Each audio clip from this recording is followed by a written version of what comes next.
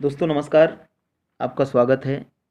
मैं Shashank sir with chemistry में मैं सोल्यूशन चैप्टर को आगे बढ़ाते हुए मैंने आप लोगों को हेनरी के लॉ के बारे में बताया था। उस हेनरी के लॉ पर आज हम एक न्यूमेरिकल बताने जा रहे हैं जिसको बहुत ध्यान से सुनिएगा, बहुत इंपॉर्टेंट है।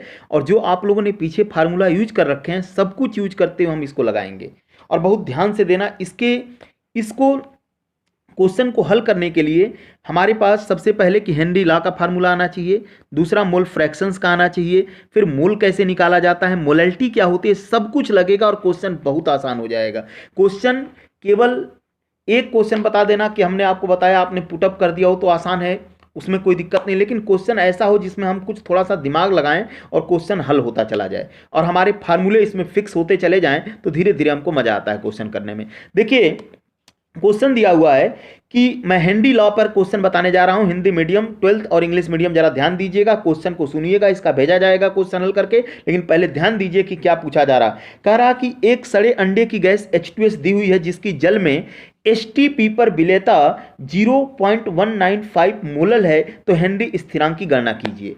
यानी इंग्लिश मीडियम के लिए कि एक हमारे पास given the one gas that smelling is the rotten egg that called H2S that solubility of the on STP in the water given 0.195 molal that calculate the Henry constant। यानी एक हमारे पास gas दी हुई है जो H2S है जिसकी smelling जाहिर सी बात है कि सड़े अंडे की होती है, रोटेन एग की होती है, जो सल्फाइड प्रैक्टिकल करते समय सल्फाइड के टेस्ट में भी निकलती है। तो कह रहा कि एक सड़े अंडे की गैस दी हुई है जिसकी STP पर, STP का मतलब होता है स्टैंडर्ड टेम्परेचर और प्रेशर, STP पर इसकी सॉल्युबिलिटी जो दी है 0.195 स्मॉल m का मतलब होता है मोलैलिटी, याद रखिए, और कैपिटल M का मतलब होता है मोलैलिटी। और मैंने आपसे क्या बताया था, मोलैलिटी का मतलब क्या होता है, 1 किलोग्राम में घुले हुए विलेय के मोलों की संख्या क्या कहलाती है, मोलैलिटी कहलाती है। फिर कह रहा कि हेनरी कांस्टेंट की गणना करनी है, बहुत क्वेश्चन आसान है। एक गैस हमारे पास गिवन है जो कि H2S है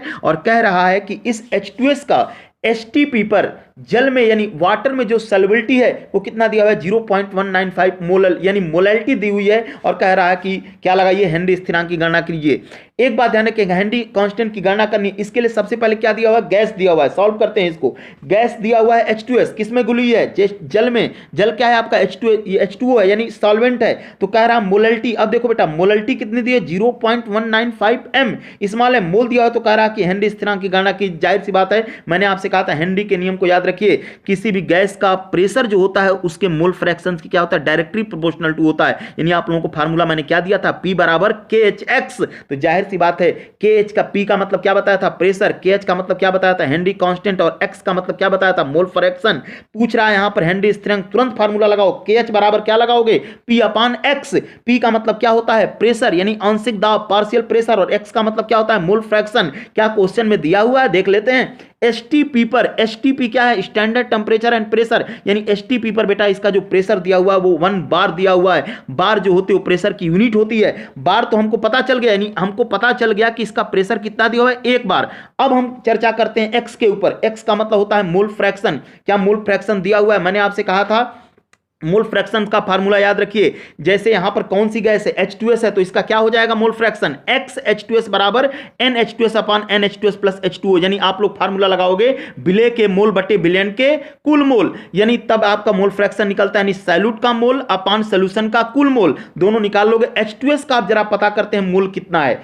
H2S कह रहा कि 0.195 मोलल। आप लोगों को बताया था मैंने कि 1 किलोग्राम, यानी 1 किलोग्राम यहां पर वाटर जो है वो क्या है, सॉल्वेंट है, और उसमें H2S के कितने मोल घुले हुए हैं, 0.195 मोलल। यानी ऑलरेडी इन्होंने H2S का मोल बेटा क्वेश्चन में ही दे रखा है 0.195 मोल। इसका मतलब H2S का मोल कितना हो जाएगा, 0.195 मोल। तो H2S का तो निकल आया। यानी कह रहा है कि 1 किलोग्राम वाटर में H2S के कितने मोल घुले हुए हैं, 0.195 मोल। यानी H2S का तो मोल इन्होंने दे रखा है। अब हम लोग H2O का निकाल लेते हैं। H2O का निकालने के लिए आप लोग याद करिए, मोल बराबर क्या बताया था मैंने, वेट अपान मॉलिक्यूलर वेट। और वेट कितना दिया हुआ है, 1 किलोग्राम वाटर, और 1 किलोग्राम वाटर का मतलब क्या होता है, 1000 ग्राम। और भार कितना दिया है, 1000, और वाटर कितना दिया हुआ है, वाटर का मॉलिक्यूलर वेट निकाल के बताइए तुरंत। 18 होता है कि नहीं होता, निकाला है आपने। H2 का 2 रखोगे, ऑक्सीजन का कितना रखोगे, 16, हाइड्रोजन का 1 होता है कि नहीं होता, 2 बार है कि नहीं है, तो 2 और प्लस प्लस 16 बराबर कितना 18, 1000/18 करोगे 55.5, यानी बेटा H2O का मोल कितना निकल के आएगा 55.5 और H2S का कितना निकल के आ गया 0.195 मोल।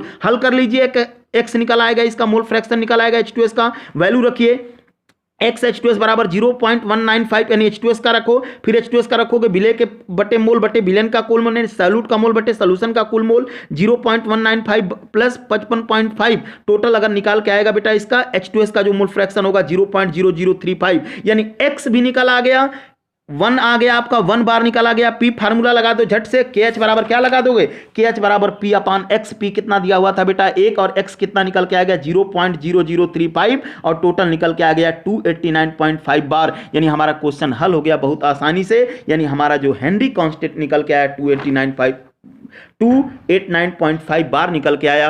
इसका मतलब एक बात फिर से ध्यान दीजिएगा, मैंने आपसे कहा कि यहां पर हम लोगों को एक गैस दी हुई थी H2S और कह रहा था कि इसकी सॉल्युबिलिटी जो है वो STP पर, सॉल्युबिलिटी का मतलब कि जल में एक गैस है जो कि जल में घुले, आपको क्या बताया था मैंने, गैस प्लस लिक्विड, याद रखिए हेनरी कांस्टेंट, हेनरी नियम याद रखिएगा, गैस प्लस लिक्विड कौन सा नियम लागू होगा, जल्दी से बताइए। जाहिर सी बात है कि यहां पर कौन सा रूल लागू हो जाएगा आपका हेनरी का, और हेनरी का फार्मूला क्या होता है P बराबर KH, KH बराबर P अपान X लगाया मैंने, P बेटा दिया हुआ है 1 बार और उसी में आपका मोल दिया हुआ है H2S का 0. मोलैलिटी दी, मतलब 1 किलोग्राम में घुले हुए विलेय के कुल मोलों की संख्या उनकी मोलैलिटी कहलाती है। मोल तो H2S का दे रखा था, H2O का हम लोगों ने पता किया, मोल फ्रैक्शन के लिए आपको फार्मूला, यानी हमने आपसे क्या बताया कि इस क्वेश्चन को लगाने के लिए आपको क्या क्या चाहिए था, मोल चाहिए थे, मोल फ्रैक्शन लगाया, फिर मोल कैसे निकाला जाता है भार अपान अनुभार करके, यानी वेट अपान मॉलिक्यूलर वेट करके निकाला, और यहां पर एक ही फार्मूला मैंने लगाया P बराबर KHX और KH बराबर P अपान X। P एक बार दिया हुआ है,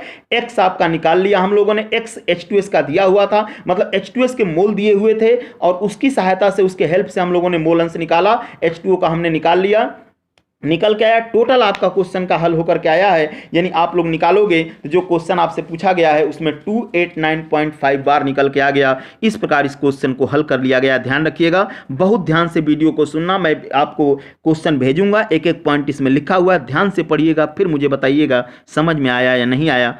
धन्यवाद।